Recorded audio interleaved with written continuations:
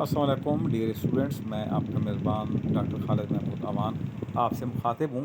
آج آپ کے لیے ایک پیپر ہے جو بی ایس پاکستان اسٹڈیز والوں کے لیے اور جو بی ایس ماس کمیونیکیشن ہے ان سب کے لیے ہوتا ہے national and international current affair کے نام سے 9264 اس کا کوڈ ہے، اور ہو سکتا ہے کسی اور کلاس میں اس کا جو کوڈ ہے وہ ڈفرینٹ بھی ہو، لیکن جو national and international current affairs ہیں ان کے حوالے سے اس میں جو چیزیں ہیں وہ ڈسکس کی گئی ہیں۔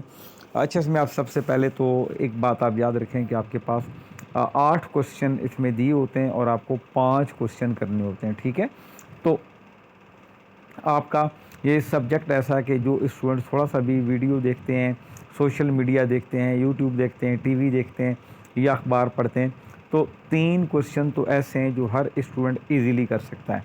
یعنی کہ آپ کے جنرل نالج کی چیزیں ہوتی ہیں جو آپ شروع سے بچپن سے پڑھتے آ رہے ہوتے ہیں، دیکھتے آ رہے ہوتے ہیں، اور انہی کے اندر مائنر سی تبدیلیاں ہوتی ہیں، تو ہم ان کو کہتے ہیں کہ یہ اب آج کے دور میں یہ کیا ہو رہا ہے۔ اس کے علاوہ آپ کے پاس اگر 3 سوال آپ کر سکتے ہیں تو جو باقی 2 کوشچن آپ نے کرنے ہیں جو کہ لازمی ہے آپ کے لیے 5 سوال کرنا، تو اس کے بارے میں بھی اگر آپ کے پاس تھوڑی بہت معلومات ہیں اور اپنے دماغ کے کونوں میں سے وہ چیزیں آپ کریکٹ کر لیں تو بھی آپ کر سکتے ہیں۔ تو مطلب یہ ہے کہ آپ کے لیے اس پیپر کو حل کرنا کوئی بہت بڑی ڈیفیکلٹ کام نہیں ہے۔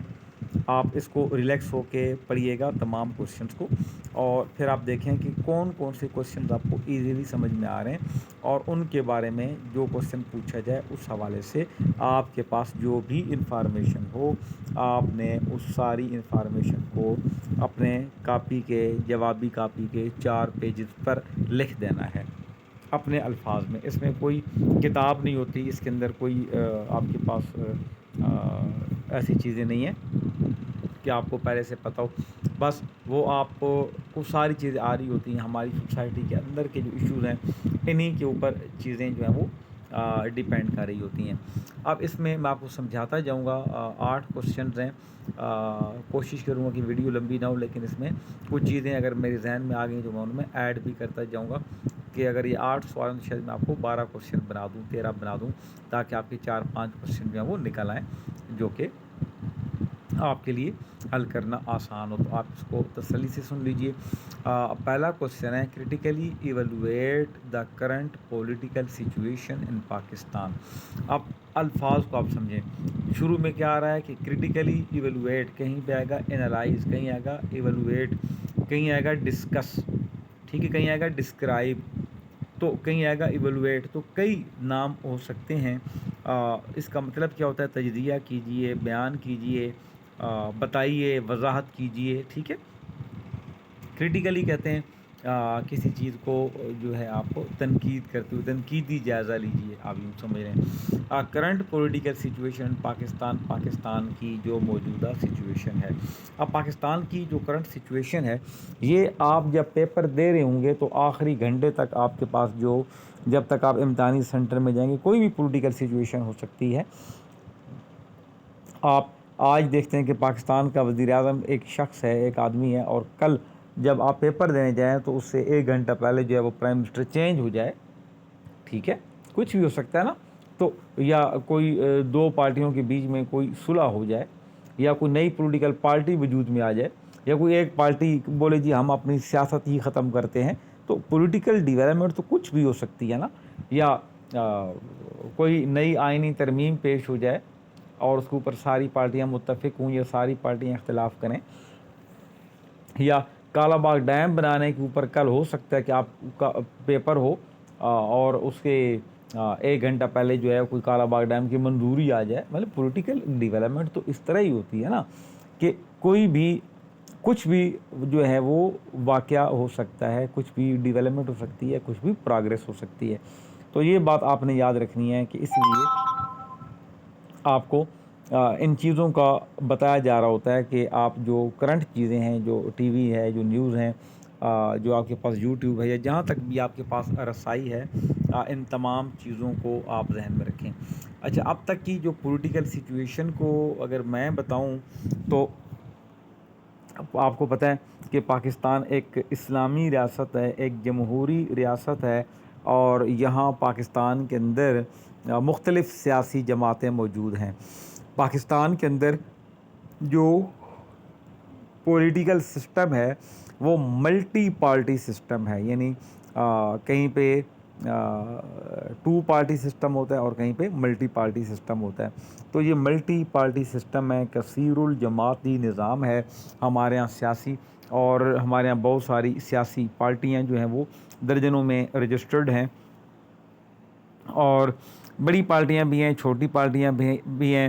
ہمارے ہاں سیاسی جو پارٹیاں ہیں وہ بھی ہیں اور مذہبی پارٹیاں بھی ہیں، اور ایسی پارٹیاں بھی ہیں جو مذہبی اور سیاسی دونوں ہیں، یعنی کہ جو مذہب میں بھی انوالو اور سیاست میں بھی۔ مثال کے طور پر جماعت اسلامی ایک بڑی مذہبی سیاسی جماعت ہے، جمعیت علماء اسلام ایک جماعت ہے، تحریک لبیک یا سنی تحریک، یہ ساری جو پارٹیاں ہیں یہ مذہبی بنیادوں پر بھی کام کرتی ہیں اور یہ سیاسی بنیادوں پر بھی کام کرتی ہیں، تو ان کو ہم کہتے ہیں مذہبی سیاسی جماعتیں۔ تو یہ جماعتیں بھی ہیں۔ تو ہمارے ہاں جو اس وقت پولیٹیکل سچویشن ہے، آپ یہ دیکھتے ہیں کہ 2023 میں عام انتخابات ہوئے، اور ان انتخابات کے نتیجے میں آپ دیکھیں کہ پاکستان مسلم لیگ کی حکومت نے مرکز کے اندر جو ہے وہ حکومت بنائی، اور آپ دیکھیں کہ پاکستان پیپل پارٹی نے جو ہے وہ سندھ کے اندر حکومت بنائی، اور پاکستان تحریک انصاف نے جو ہے وہ خیبر پختونخوا کے اندر حکومت بنائی۔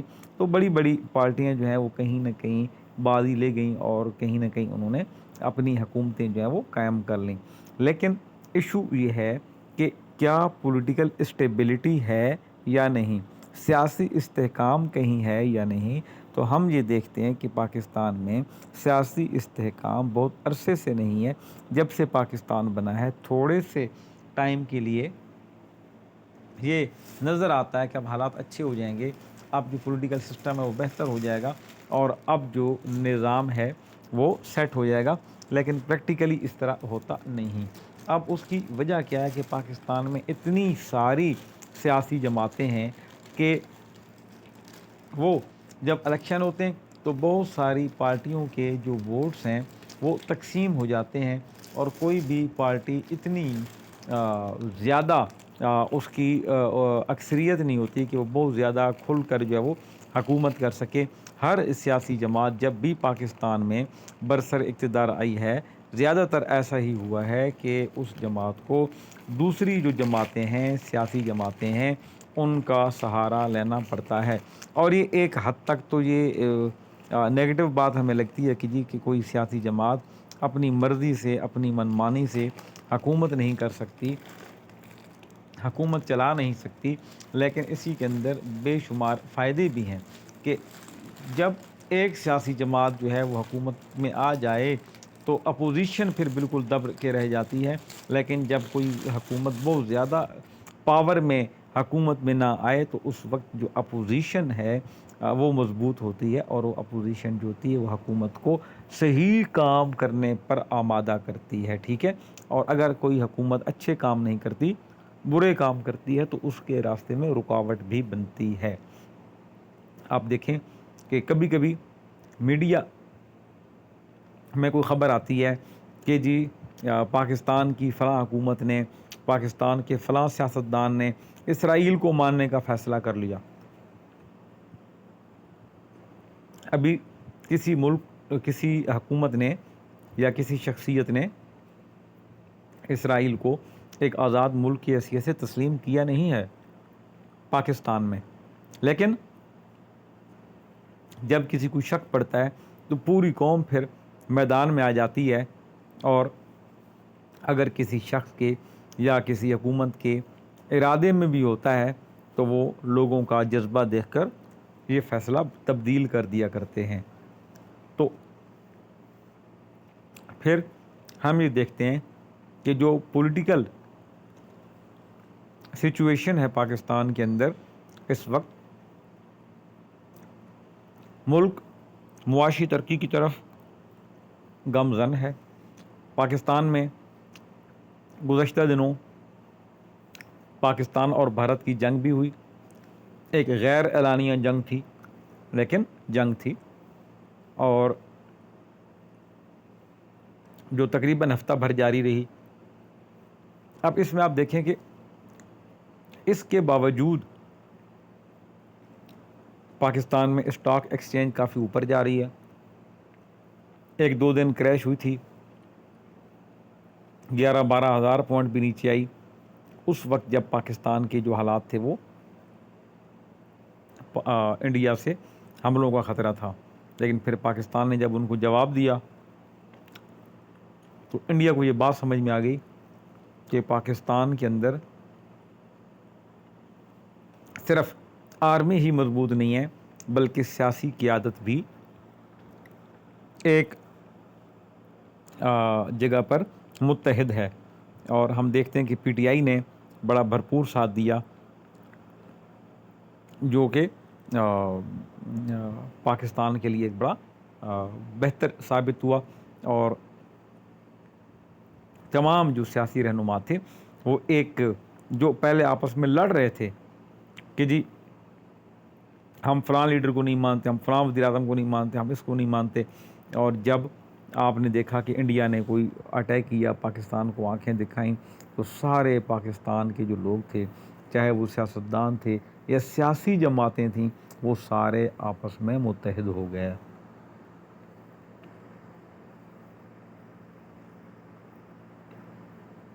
اور الٹیمیٹلی آپ جانتے ہیں کہ جب سیاسی جماعتیں متحد ہو جائیں تو پاکستان کے یا کسی بھی ملک کے بہت سارے مسائل حل ہو جاتے ہیں۔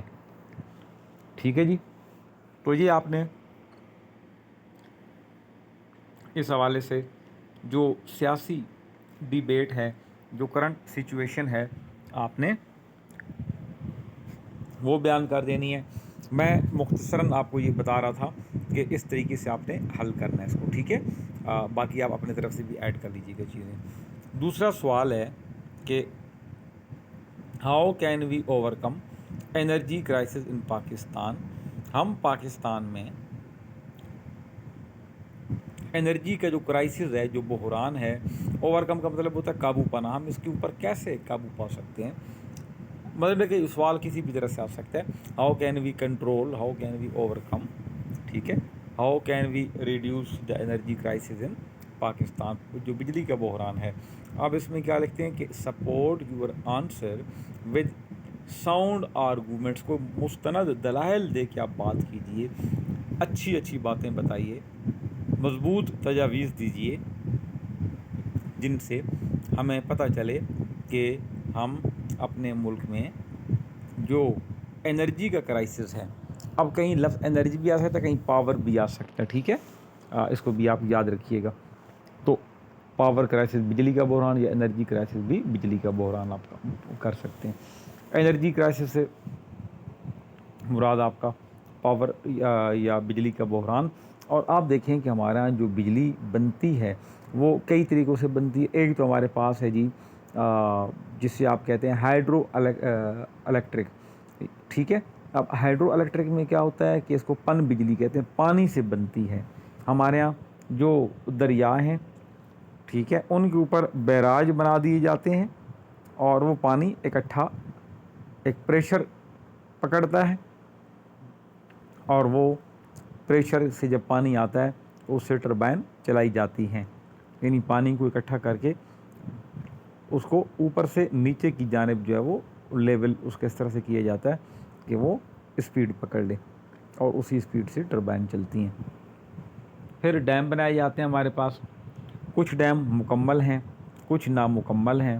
جس طرح آپ دیکھیں کہ کالا باغ ڈیم نہیں بن پا رہا، ایک وہ ڈیم کی شکل کا ایک جگہ ہے جس کے 3 طرف پہاڑ ہیں، لیکن ایک طرف اس کو بند بنانا ہے، اور ہم اس کو نہیں بنا سکے۔ یہی چیز آپ پولیٹیکل سچویشن کے اندر بھی لکھ سکتے ہیں، جو اس سے پہلے ہم نے سوال ڈسکس کیا تھا کہ جی پاکستان کے سیاستدان ہر مسئلے پر اکٹھے ہو جاتے ہیں جب کوئی قومی مسئلہ ہو، لیکن جب پانی کا مسئلہ ہے، بحران ہے، اس کے اوپر ہمارے لوگ کالا باغ ڈیم بنانے کے لیے متحد نہیں ہوتے، اور نہ کبھی ہوئے ہیں، اور نہ اس طرح متحد ہونے کا کوئی امکان ہے۔ وجہ کیا ہے کہ پوری قوم کے لیڈروں کو ایک دوسرے پر ٹرسٹ نہیں ہے، पंजाब के लोग सिंध के, और सिंध के लोग बलूचिस्तान के, और बलूचिस्तान के पंजाब और केपी, और इस तरह ये किसी एक दूसरे के ऊपर ये लोग भरोसा नहीं करते। तो अब बात हम करें एनर्जी के बहरान की, बिजली के बहरान की। और जो बिजली है ये बड़ी महंगी हमें मिलती है इस वक्त। वजह क्या है कि पानी से जो हम बिजली बनाते थे, हमारी डिमांड्स, हमारी रिक्वायरमेंट्स ज़्यादा हैं, लेकिन उसकी जो सप्लाई है, जो उसकी फराहमी है, वो बहुत कम है। तो इस तरह क्या होता है, हमें जो पानी से बिजली बनाई जाती है वो तो सस्ती पड़ती है, लेकिन उसके अलावा हमें कुछ महंगी बिजली भी ख़रीदना पड़ती है या बनाना पड़ती है। मिसाल के तौर पर पेट्रोल से जनरेटर चलाकर बिजली बनाई जाती है, वो पेट्रोल आपको पता है बहुत महंगा है। इसी तरह कोयले को जलाकर उससे बिजली पैदा की जाती है, और उससे क्या है कि अखराजात ज़्यादा होते हैं। ड्रिलिंग करके जो हॉट एरियाज़ हैं या चट्टानें हैं गर्म, वहाँ पे ड्रिलिंग करके वहाँ पे भी बिजली के पंप चलाए जाते हैं, जो उनसे गैसेस खारिज होती हैं उनकी मदद से। तो वो भी हमारे यहाँ बहुत कम है। इसके अलावा हम देखते हैं कि सोलर एनर्जी हमारे पास है, वो अब लोग इस्तेमाल कर रहे हैं, लेकिन नुकसान क्या है उसका कि वो महंगा बहुत है, हर बंदा अफोर्ड नहीं कर सकता। गरीब आदमी खाने के लिए रोटी नहीं है, पहनने के लिए चप्पल नहीं है पाँव में, वो सोलर कहाँ से लगवाए। तो ये बड़े इश्यूज़ हैं हमारे यहाँ। और फिर आप देखें कि सोलर के साथ विंड एनर्जी भी होती है। अब सोलर एनर्जी का तो ये फ़ायदा है कि जी वो दिन में तो कम से कम आपको बिजली देगा ना, रात को नहीं देगा, लेकिन लगवाने के लिए पैसे ज़्यादा चाहिए। इसी तरह विंड एनर्जी का ये फ़ायदा है कि सोलर आपको सिर्फ दिन में बिजली बना के देता है, रात को पैदा नहीं करता। लेकिन जो विंड है वो 24 घंटे हवाएं चलती रहती हैं, और 24 घंटे वो टरबाइन को चलाती रहती हैं, मोटरें चलती रहती हैं, और बिजली जनरेट होती रहती है। लेकिन पाकिस्तान में वो रवाज नहीं है, क्योंकि सोलर से भी महंगा सिस्टम जो है वो उस टरबाइन का है जो हवा से चलती है। इसी तरह हम देखते हैं कि न्यूक्लियर पावर भी है। यूरेनियम को प्रोसेस करके, जैसे वो एक केमिकल रिएक्शन आप कह दें या कुछ भी करके उसको जब प्रोसेस करते हैं साइंसदान, तो उससे जो हीट पैदा होती है उससे वो एनर्जी में कन्वर्ट करते हैं और बिजली बनाते हैं। लेकिन ये हमारे यहाँ मसला है कि कभी यूरेनियम ख़त्म हो गई, कम पड़ गई, तो फिर हमारे पास जो है वो न्यूक्लियर पावर भी ख़त्म हो जाएगी, कम हो जाएगी। तो ये न्यूक्लियर पावर हमारे यहाँ चश्मा में, मियाँ वाली के करीब चश्मा न्यूक्लियर पावर प्रोजेक्ट जिसे चैनप कहते हैं, कराची न्यूक्लियर पावर प्रोजेक्ट ये लगे हुए हैं। तो ये हमारे यहाँ जो बिजली बनाई जा रही है, इससे ये सस्ती भी पड़ती है और इससे कोई ख़ास नुकसान भी नहीं होता। जिस तरह कोयले से आप बिजली बनाते हैं ना, तो कोयला वो जलाया जाता है तो वो हीटअप होता है, तो वो आब व हवा को या टेम्परेचर को भी मुतासर करता है। सबसे सस्ती, आसान, मयारी और महफूज जो बिजली है वो बहरहाल जो पानी से बनाई जाती है, हाइड्रो इलेक्ट्रिक पावर जो है वो सबसे अहमियत की हामिल है। तो ये जो चीज़ें आपको बताई, तो आपको मैंने ये बताया कि ये मुख्तलिफ़ तरीके हैं बिजली पैदा करने के। अब बहरान क्यों है कि हमारे यहाँ एक प्लानिंग नहीं है। प्लानिंग क्यों नहीं है? आप देखें कि आज से 20 साल पहले हमने कहा कि जी गाड़ियाँ सारे CNG पे लेके आओ, और सारे लोगों ने अपनी गाड़ियों में CNG का वो सिस्टम लगवा दिया जिसे हम किट कहते हैं। और वो किट लगाने के बाद सिलेंडर लगवाए, और हर आदमी ने 40-50 हज़ार रुपये जब खर्च कर लिया, तो कुछ अरसे बाद कहा गया कि जी गैस बंद है, अब दोबारा पेट्रोल पे गाड़ी चलाओ। अब उसमें मसला क्या हुआ कि लोगों की गाड़ी जो है उसका 400-600 kg वज़न है, उसके अंदर 100 kg का सिलेंडर भी खाली पड़ा हुआ भारी। अब गाड़ी जब चलेगी पेट्रोल पे, तो वो जो सिलेंडर है, वो जो खाली गाड़ी के अंदर फिट किया है, उसका वज़न भी उठा के घूमती रहेगी। तो उससे क्या होगा कि पेट्रोल का जो ख़र्च है किसी हद तक वो भी बढ़ जाएगा। तो ये जो चीज़ें हैं, इन चीज़ों को समझने की ज़रूरत है बच्चों। इनको आप आराम से तसल्ली से सोचें और लिखते जाइएगा। इसी तरीके से हम ये देखते हैं कि एक तो प्लानिंग नहीं है हमारे यहाँ। तो बिजली को जब बनाया जाता है तो उसकी भी प्लानिंग, जिस तरह मैंने बताया कि जी सीएनजी लगवाई गई और फिर बाद में कहा जी सीएनजी तो है ही नहीं।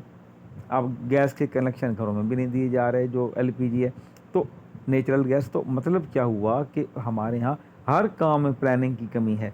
तो ये जो हमारे यहाँ इलेक्ट्रिक शॉर्टेज है, इसमें बाकायदा प्लानिंग नहीं है, बाकायदा कोई लोगों ने समझा नहीं इस चीज़ को, और हमने जल्दबाजी में महंगे बिजली घर ले लिए, रेंट पे ले लिए बिजली घर, और बिजली बनाना शुरू कर दी।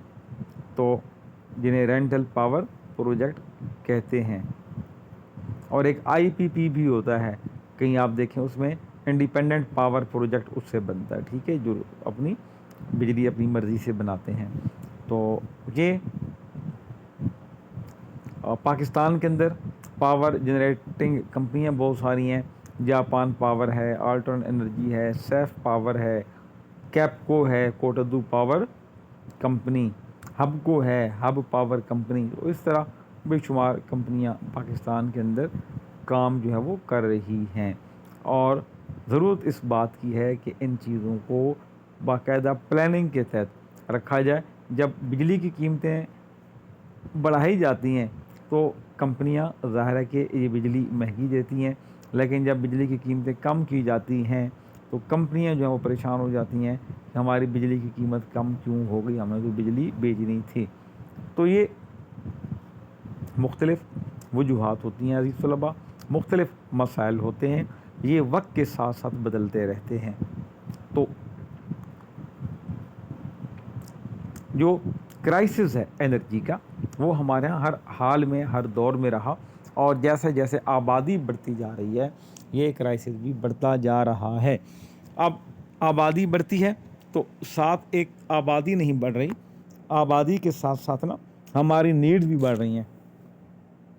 पहले 1% या 2% लोगों के घरों में एसी होता था, अब 5% लोगों के घरों में एसी है।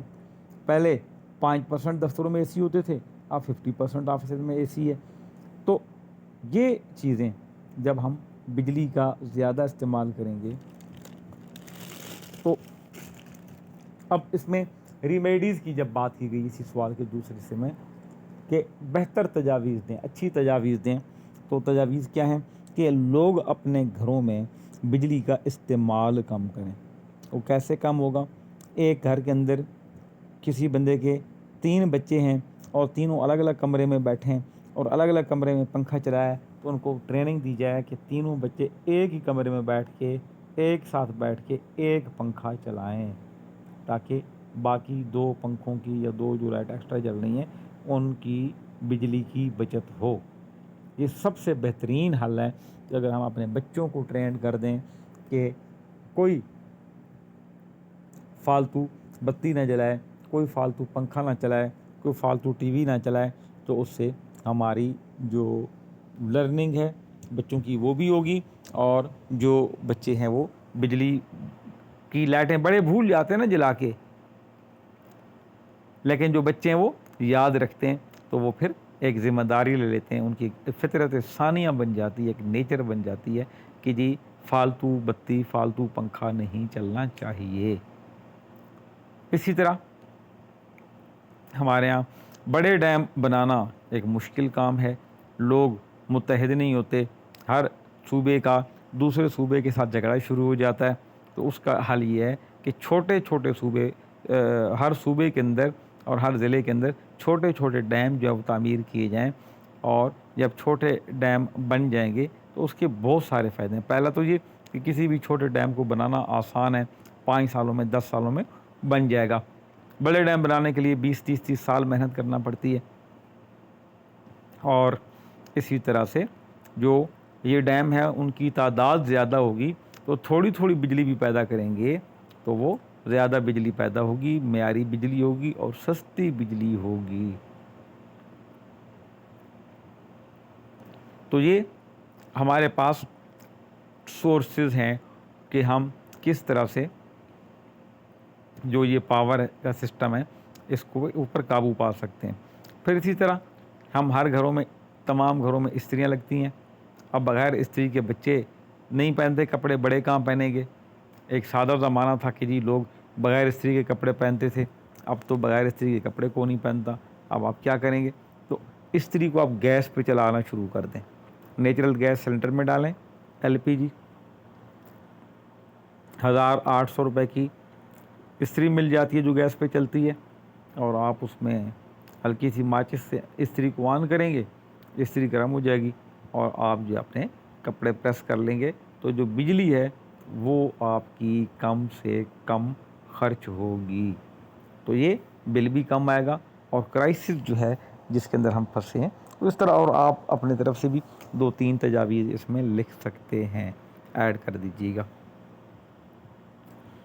तो इस तरह हमारे 2 सवाल जो है मुकम्मल हो गए, और यहाँ तक उम्मीद है स्टूडेंट्स कि आपको बहुत अच्छी तरह समझ में आ चुका होगा कि क्या इश्यूज़ हैं, क्या उनका सलूशन है। सवाल नंबर 3 ये है कि suggest some remedial steps, remedy से निकला है इलाज करना, कि कुछ इलाज, कुछ तरीके बताइए, ठीक है, to control ever increasing price. Ever कहते हैं हमेशा, नेवर कभी नहीं, एवर हमेशा, इंक्रीजिंग प्राइस बढ़ती हुई कीमतें, hike and inflation in the country, कि हमारे यहाँ चीज़ों की कीमतें बहुत बुलंद सतह पर चली जाती हैं, महंगाई यानी इन्फ्लेशन जो है वो बहुत बढ़ जाती है। तो इसको काबू पाने के लिए क्या किया जाए। अब देखें जी, हम सरकारी मुलाजमीन जब बैठे होते हैं, हम ये कहते हैं कि जी तनख्वाहों में इजाफ़ा किया जाए। हुकूमत तनख्वाहें बढ़ाती है, लोगों के पास पैसा ज़्यादा आता है, उसकी वैल्यू कम पड़ जाती है। तो ये महंगाई हर दौर में हुई है, ये कभी नहीं रुकेगी। अलबत्ता इसका जो रेशो है उसको हुकूमत कम कर सकती है कुछ इक़दामात करके, कि जो महंगाई है वो बढ़ेगी तो सही, लेकिन कम बढ़े, इतनी ज़्यादा जो है वो ना बढ़े। 2019 तक जो चाय का कप था 20 रुपये का मिलता था हर जगह, और हर जगह 80 रुपये या 100 रुपये कर दिया गया। तो हुकूमतों ने कंट्रोल नहीं रखा इन चीज़ों के ऊपर। तो हमें ये चाहिए कि जहाँ जहाँ मुमकिन हो जो चीज़ें महंगी हैं उनको हम कम इस्तेमाल करें। आप देखें, आपको याद होगा कि सोशल मीडिया पर कोई 3-4 साल पहले एक मुहिम चली थी कि जी फ्रूट बहुत महंगा दे रहे हैं लोग, तो शुरू के 15 रोज़े कोई भी बंदा फ्रूट ना खाए। और ये नौजवानों ने बहुत तेज़ी में फैलाया मैसेज फेसबुक पर और सोशल मीडिया पर, और स्टेटस लगा के अपने व्हाट्सएप पे। उसका फ़ायदा ये हुआ कि बहुत से लोगों ने फ्रूट लेना जो है वो छोड़ दिया 15-20 दिन के लिए, और यही फ्रूट जो चीज़ 400 रुपये किलो थी ये 250 रुपये किलो पर देने पर मजबूर हुए दुकानदार। तो मुनाफाखोरी को भी काबू करना ज़रूरी है। ताजिर कभी हुकूमत के साथ ताउन नहीं करते और चीज़ों के रेट आज खुद बढ़ा देते हैं। अब आप देखें कि एक दुकान पे आप जाते हैं, आपको आलू देता है 80 रुपये किलो, दूसरा 90 रुपये किलो, तीसरा 70 रुपये किलो। तो भाई जो 90 वाला है वो बचत कर रहा है, तो जो 70 रुपये का किलो दे रहा है वो भी तो कहीं से ला के बेच रहा है ना, तो अपना मुनाफा वो भी तो कमा रहा है। तो नाजायज़ मुनाफा, ज़्यादा मुनाफा कमाने जो है उससे महंगाई में इजाफा हुआ। हुकूमतें आवाम से वादे करती हैं, सियासी पार्टियाँ आवाम से वादे करती हैं कि हम महंगाई को कम करेंगे, ख़त्म करेंगे, ये करेंगे, वो करेंगे, लेकिन जब वो इलेक्शन जीत जाती हैं जमातें तो उसके बाद वो सारा कुछ उनका वहीं पे वहीं रह जाता है, और फिर वो पहचानते ही नहीं कि ये इनके वोटर थे भी ये नहीं। और फिर 5 साल बाद जब इलेक्शन होंगे तो फिर ये लोग दोबारा आ जाएंगे और आपसे वोट ले जाएंगे। तो हुकूमतें इन चीज़ों को, ज़िम्मेदारियों को अदा करें। फिर हम ये देखें कि जो आप किफ़ायत शारी से काम हम नहीं लेते। अब देखें कि चीनी का रेट अगर 120 था और कहीं चीनी की शार्टेज हो गई और चीनी 150 पे हो गई, तो सारे लोगों ने सोचा कि जी चीनी लेके आ जाओ, इकट्ठी कर लो, कम आएगी, कल और महंगी होगी। तो ज़ाहिर है जब मार्केट से सारे लोग 10-10 किलो चीनी, एक बंदे ने चीनी महीने में 1 किलो इस्तेमाल करनी है, वो 10 किलो लेके आ जाएगा, घर में स्टोर करेगा 10 महीने के लिए, तो चीनी मार्केट से स्टार्ट हो जाएगी, कम पड़ जाएगी और उसका रेट रियल में बढ़ जाएगा। तो ये जो इन्फ्लेशन है या महंगाई है, इसके भी बहुत सारे पहलू हैं। आवाम खुद भी बहुत सारी चीज़ों को कंट्रोल कर सकते हैं अगर करना चाहें। मिसाल के तौर पर पाकिस्तान के अंदर अभी रावलपिंडी इस्लामाबाद में बकरे का गोश्त 2200 और 2000 और 2400, ये 3 रेट्स हैं। कहीं 2000 का मिलेगा, कहीं 2200 का, कहीं 2400 का। तो अगर सारे लोग एक अहद कर लें कि हमने इस पूरे महीने में मटन नहीं ख़रीदना, तो ऑटोमेटिकली जब ख़रीदार कम हो जाएंगे तो उस चीज़ के जो रेट्स हैं, जो दाम हैं, वो भी कम हो जाएंगे। और अगर किसी चीज़ के ख़रीदार ज़्यादा हो जाएंगे तो उस चीज़ के जो रेट्स हैं वो बढ़ जाएंगे। वो शायर ने कहा ना, कीमत को देखो दोस्तों अंदाज़ा कीजिए, कीमत को देखो दोस्तों अंदाज़ा कीजिए, हम बिक गए खलूसे ख़रीदार देखकर। तो यहाँ इन्फ्लेशन को कंट्रोल करने के लिए सिर्फ हुकूमत नहीं बल्कि आवाम जो है वो भी अपनी ज़िम्मेदारी पूरी करें। और आप देखते हैं कि एक शरबत का गिलास एक दुकानदार जो है वो 50 का दे रहा है, दूसरा 100 का दे रहा है। फ़र्क क्या है कि जो बेचारा 50 का बेच रहा है वो एक ठेले पे खड़ा हुआ है, और जो 100 रुपये का बेच रहा है उसने अपने साथ कोई ठेले को खूबसूरत बनाया हुआ है, या कोई और इस तरह की चीज़ें रखी हैं, अट्रैक्टिव कुर्सियाँ साथ रखी हैं बैठने के लिए। तो चेयर भी उसकी अपनी है, और जो सामान है वो भी उसका अपना है। वो शाम को घर ले जाता है, लेकिन लोगों को 50 वाली चीज़ वो 100 रुपये में बेच जाता है। तो हम ये कहते हैं कि आवाम भूखी है, आवाम के पास कुछ है नहीं, लेकिन जब हम जाते हैं बाज़ारों में तो पता चलता है कि भाई एक आम आदमी जो है बाज़ार में जा रहा है और केला जो है वो 400 रुपये के दर्जन बेच रहा है कोई बंदा। तो गरीब आदमी भी जो है ना वो केला लेगा सही, वो ये नहीं बोलेगा कि मैंने नहीं लेना। वो 600 का दर्जन भी दे तो बोलेगा चल 2 केले देते यार, हैं 100 रुपये के 2 केले लगा लो लेकिन दे दो।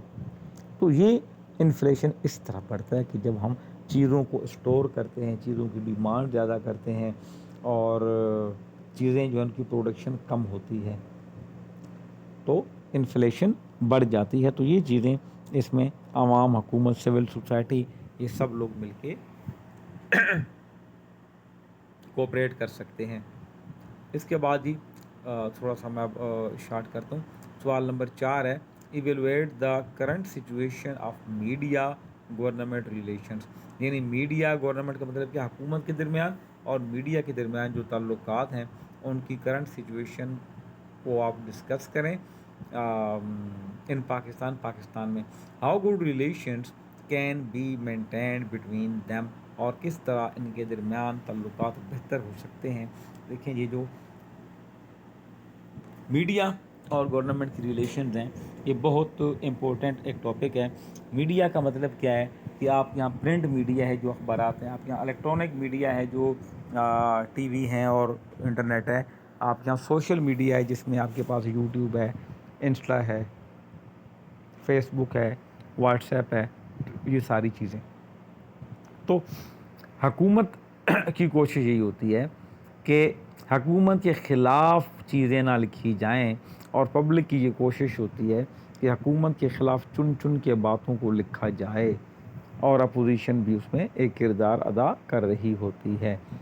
यही अपोजिशन जब हुकूमत में आती है तो वही काम खुद करने के लिए कभी भी एग्री नहीं होती। तो ये हमारे यहाँ यही चीज़ें मीडिया के ताल्लुकात हुकूमत के साथ मुतासर होते हैं। लेकिन करंट सिचुएशन में आप देखें तो मीडिया के अंदर जो ज़िम्मेदार टीवी चैनल्स हैं वो सोच समझ के ख़बरें चलाते हैं, मुस्तरद ख़बरें चलाते हैं, और हुकूमती पॉलिसियों को सामने रखते हुए वो काम करते हैं। लेकिन जो दूसरा मीडिया है, व्हाट्सएप ग्रुप हैं या इंस्टाग्राम है या जो इस तरह की चीज़ें, उस पे जिसका जो दिल करता है वो लिख देता है। तो ये जो मीडिया है सोशल मीडिया, वो लोगों के कंट्रोल में नहीं, लेकिन इलेक्ट्रॉनिक मीडिया और प्रिंट मीडिया जो है वो हुकूमत बेहतर तरीके से कंट्रोल कर रही है, हुकूमत बेहतर तरीके से उसको रन कर रही है। और यही जो है वो इसकी एक अहम खसूसियत है। तो ये जो रिलेशंस हैं ये कब ख़राब होते हैं? जब सियासी पार्टियां जो हैं उनकी हिमायत करना शुरू कर दी जाए या मुखालफत करना शुरू कर दी जाए मीडिया की जानिब से। और ये ज़्यादातर यूट्यूब्स के ऊपर इस तरह का होता है कि कोई लोग एक पार्टी की बहुत ज़्यादा खसूसियात चुन चुन के बयान करें और दूसरे उसी की खामियां चुन चुन के बयान करें, लेकिन बहरहाल खूबियाँ और खामियां दोनों चीज़ों को परखना भी बड़ा ज़रूरी होता है। तो मीडिया का किरदार इस वक्त बड़ा वो एक बेहतर ताल्लुकात हैं, और मीडिया जब समझता है कि हुकूमत की क्या पॉलिसियाँ हैं।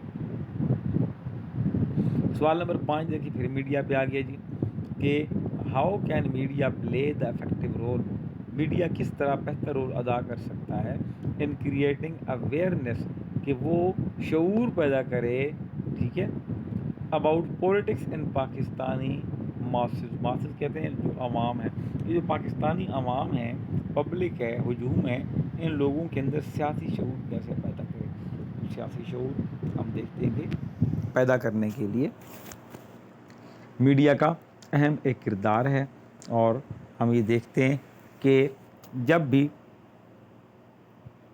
सियासी पार्टियां कोई बरसर इक़्तिदार आती हैं, कोई इलेक्शंस के रिज़ल्ट्स आते हैं, तो बहुत ज़्यादा अगर देखें कहीं पे इलेक्शन के अंदर गलती भी हो सकती है कोई एक आध रिज़ल्ट की, और उसको बहुत ज़्यादा उछाला जाता है और पूरे मुल्क के अंदर जो उसको एक इशू बना लिया जाता है।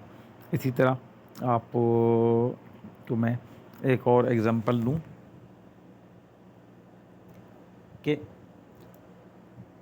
जो अवेयरनेस है ये सिर्फ मीडिया के साथ नहीं होती, ठीक है। मीडिया लोगों तक इन्फॉर्मेशन पहुंचाने का पाबंद है, उनको इंसान बनाने का पाबंद नहीं है, उनको अपनी मर्ज़ी ऊपर लागू करने का पाबंद नहीं है, या उन लोगों से मर्ज़ी का फ़ैसला करने या करवाने का पाबंद नहीं है। तो पब्लिक क्या होती है कि कनेक्टेड होती है, आवाम की बड़ी तादाद मीडिया से कनेक्टेड होती है। वो अखबारात भी पढ़ते हैं, वो टीवी भी देखते हैं, वो रेडियो भी सुनते हैं, और बाकी जो है सारे मामलात वो भी करते हैं। तो जो पब्लिक है, जो मासेस हैं, जो लोगों का एक बड़ी तादाद है, इन लोगों में हम देखें कि अब सोशल मीडिया की तरफ भी बहुत बड़े पैमाने पर आ गए, ख़ासतौर पर बच्चे, नौजवान। और सोशल मीडिया के ऊपर बहुत सारी चीज़ें कन्फर्म करके नहीं डाली जाती। जैसे गुज़श्ता दिनों वो पाकिस्तान और इंडिया की जब जंग लगी तो उसमें एक कामरान बशीर शायद नाम था, कामरान मसीह के नाम से फेमस हुआ। तो वो वहाँ पे नेविगेटर था पीएफ के अंदर, यानी जो जहाज़ों को रास्ता बताते हैं।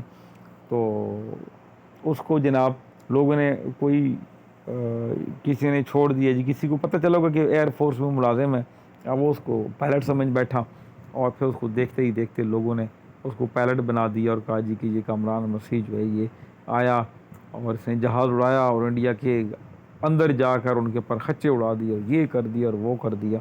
तो ये मिथ्स फैलाई जाती हैं।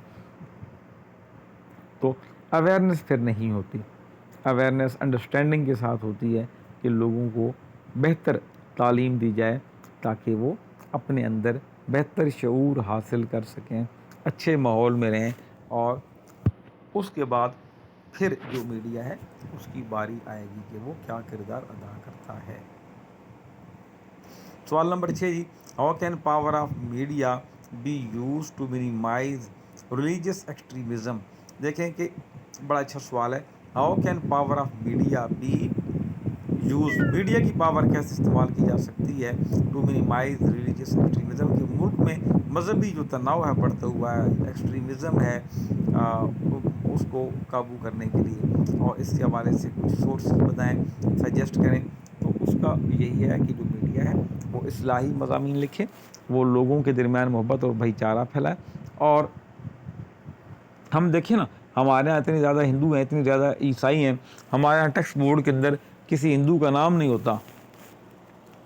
کہیں لکھو جی خالد اچھا بچہ ہے، کہیں جی احمد جو ہے وہ بہت کھیلتا ہے، کہیں نائلہ جو ہے وہ گڑیا کے ساتھ کھیل رہی ہے، اور منع کی امی جو ہے وہ بازار گئی ہے. اس طرح کے الفاظ ہوتے ہیں. لیکن کہیں کسی ہندو نام کا یا کسی سکھ نام کا یا کسی کرسچن کے نام کے حوالے سے جو چیزیں ہیں وہ نہیں بیان کی جاتی، یا ان کے نام کتابوں میں بھی کہیں یوز نہیں ہوتے. تو یہ مذہبی ایکسٹریمزم کو روکنے میں بڑا اہم کردار ادا کر سکتا تھا. پھر ایک ہی مذہب کے لوگ جو مسلمان ہیں وہ کئی فرقوں میں تقسیم ہو گئے ایک عرصے سے، اور ایک دوسرے کے اوپر جو ہے یہ اپنے آپ کو ہر جو فرقہ ہے وہ اچھا اور دوسروں کو سب کو برا کہتا ہے. تو یہ بڑے مسائل ہیں ایکسٹریمزم کے اوپر. اور دوسری پھر یہ کہ لوگوں میں مہنگائی بہت ہے. ہم نے جب پیچھے کوشچن میں بات کی، جب مہنگائی بہت ہے، لوگوں کی نیڈز نہیں پوری ہوتی، تو لوگ پھر کیا ہوتے ہیں کہ مختلف ذہنی مسائل میں شکار ہو جاتے ہیں، پریشانیوں کے شکار ہو جاتے ہیں. اور اس کا ریزلٹ کیا ہوتا ہے کہ وہ ڈپریشن میں چلے جاتے ہیں، غصے میں آ جاتے ہیں، اور ذرا سی کوئی بات ہوئی مذہب کے نام پہ تو لوگ بھی پھر جاتے ہیں اور آپے سے باہر ہو جاتے ہیں، ان کنٹرول ہو جاتے ہیں. تو یہ میڈیا جو ہے اس کا بڑا ایک کردار ہے کہ لوگوں کا ذہن بنائے کہ جی اسلام جو ہے وہ محبت کا دین ہے، اسلام امن کا دین ہے، اسلام سلامتی کا دین ہے، اسلام محبتیں بانٹتا ہے، اسلام علم بانٹتا ہے. ٹھیک ہے، تو یہ چیزیں جب لوگوں کو پتہ ہوں گی، اسلام کے جو بنیادی اصول ہیں محبت، اخوت، بھائی چارے پر مشتمل ہیں، اور یہ چیزیں جب بیان کی جائیں گی، میڈیا بار بار بیان کرے، بار بار لوگوں کی ذہن سازی کرے گا، تو انشاءاللہ سوسائٹی کے اندر بہت بہتری ہوگی. اور جو بڑھتی ہوئی جو مذہبی انتہا پسندی یا مذہب کے نام پر انتہا پسندی، اس کو قابو کیا جا سکے گا. پھر آپ دیکھیں جی سوال نمبر 7 جو ہے، what are the key factors that have resulted in creating sense of deprivation in Balochistan. کہ بلوچستان کا ایک مسئلہ ہے کہ جی کون کون سے بنیادی وہ فیکٹرز ہیں جن کی وجہ سے بلوچوں کے اندر مسائل پیدا ہوئے، اور what remedies do you suggest in creating harmony in the province. Harmony کہتے ہیں بھائی چارہ، صوبے کے اندر بھائی چارہ پیدا کرنے کے لیے آپ کے پاس کیا تجاویز ہیں. دیکھیں بلوچستان کے اندر وہ بہت سے لوگ جو ہیں وہ ان پڑھ ہیں، علم کی کمی ہے. جو ان پڑھ آدمی ہے وہ آپ کی محبت میں آپ کی جان جو ہے اپنی جان دے سکتا ہے، اور دشمنی میں سب کی جانیں لے بھی سکتا ہے.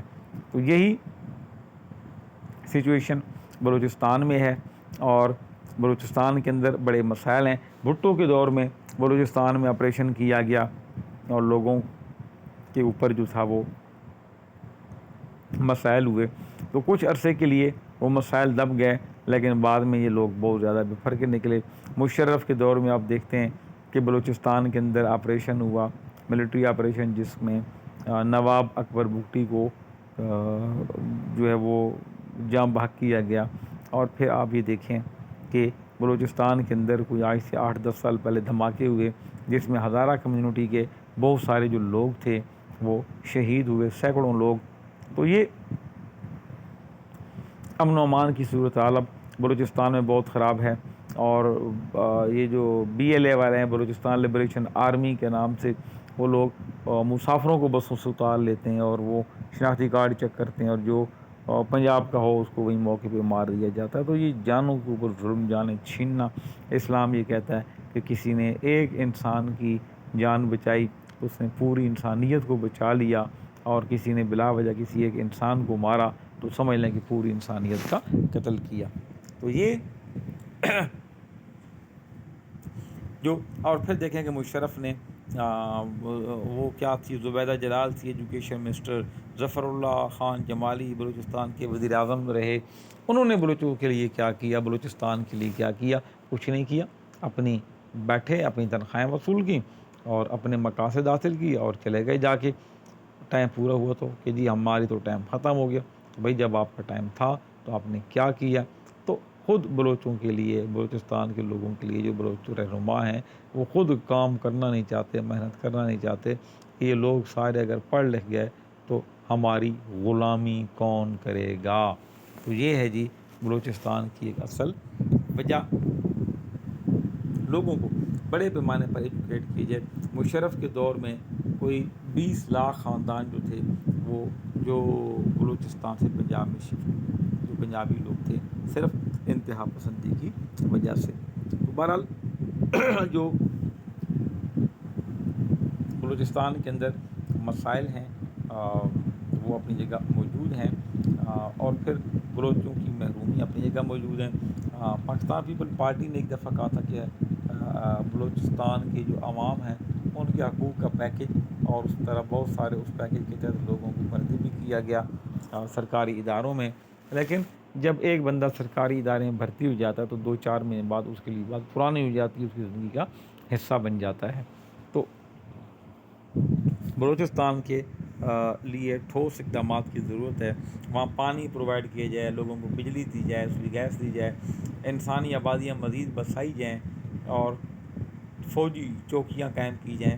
تو یہ بلوچستان کے مسائل کے حل کے لیے جو ہے وہ اہم اقدامات ہو سکتے ہیں.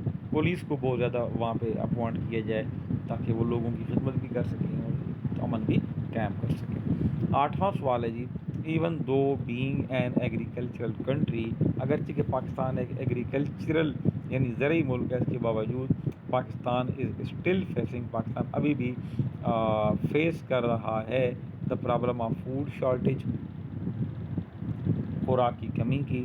اور ہاؤ کین وی اوور کم، ہم اس ایشو پر کیسے قابو پا سکتے ہیں اور پاکستان میں ایگریکلچر کی جو پروڈکشن ہے اس ملک میں اس کو بہتر بنانے کے لیے بھی تجاویز ہیں. دیکھیے خوراک جو ہے وہ انسان کے لیے، انسان کو بچپن سے لے کے اور آخر تک جب تک اس کی زندگی خوراک کی ضرورت ہوتی ہے.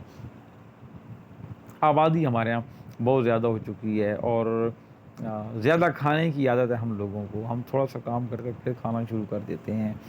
تو یہ چیزیں بھی اس کے اندر ہیں. پھر ہمارے یہاں جو فوڈ کی شارٹیج، آپ دیکھیں کہ پاکستان اتنا بڑا ملک ہے جہاں دنیا میں 5واں یا 6واں بڑا ملک ہے دودھ کی پیداوار کے اعتبار سے، لیکن آپ دیکھیں کہ مسائل کیسے ہیں کہ جی اتنی آبادی زیادہ ہے چونکہ، تو جن گھروں میں گائے اور بھینسیں رکھی ہیں وہ خود بھی کبھی کبھی ڈبے کا دودھ لے کے چائے ان کو پینا پڑتی ہے. پھر ہم دیکھیں کہ ہمارے یہاں ایگریکلچرل جو لینڈ ہے اس کو تباہ کر دیا گیا، ہم نے ہاؤسنگ سوسائٹیاں بنا دیں، وہ کم پڑ گئی. پھر جہاں جہاں پانی اویلیبل نہیں ہے اور وہاں پہ کوئی اس کو ہم نے یقینی نہیں بنایا کہ جی ہم پانی جو ہے وہ فراہم کریں اور وہاں پہ پلانٹ لگیں اور لوگوں کو پانی ملے تو ہماری فصلیں اچھی ہوں. تو اسی طرح بہت ساری چیزیں اسمگل ہو جاتی ہیں، جیسے ہمارا گوشت اسمگل ہوتا ہے، افغانستان ٹرک بھر بھر کے جاتے ہیں ہمارے یہاں ہفتہ وار بہت سارے.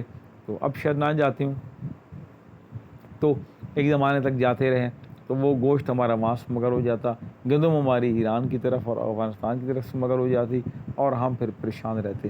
تو جب اسمگلنگ کو ختم کر دیا جائے عزیز طلباء تو اس سے ہماری جو فوڈ کی پیداوار ہے وہ بہت ہے، لیکن جو چیزیں ہماری چوری ہو جاتی ہیں، جو ضائع ہو جاتی ہیں، ان کو سنبھالنے کی ضرورت ہے. تو یہ اس طرح کی چیزیں آپ کی آ سکتی ہیں. آپ کو میں نے سمجھا دیا بڑے بہترین انداز میں جتنا میں آپ کو سمجھا سکتا تھا. اگرچہ میری طبیعت بھی عزیز طلباء ٹھیک نہیں تھی، لیکن پھر بھی میں نے آپ لوگوں کے لیے ایک ویڈیو بنا لی تاکہ آپ لوگ اس کے ساتھ بھرپور اس سے فائدہ اٹھا سکیں. تو اسی طرح سے آپ نے ان چیزوں کو سمجھ کے اسی طرح سے ملتے جلتے سوالات آتے ہیں. کشمیر کے اوپر کوئی کوشچن آ سکتا ہے، فلسطین کے اوپر کوئی کوشچن آ سکتا ہے. ان دونوں کے اوپر میری ویڈیوز الگ سے موجود ہیں، اس کو بھی آپ دیکھ لیجئے گا، سن لیجئے گا. سمجھ لیجیے گا، تاکہ اگر ان حوالوں سے کوئی کوشچن آ جائے تو وہ بھی آپ کے لیے سوٹیبل ہو۔ ٹھیک ہے جی طلباء، اجازت چاہوں گا، اللہ حافظ۔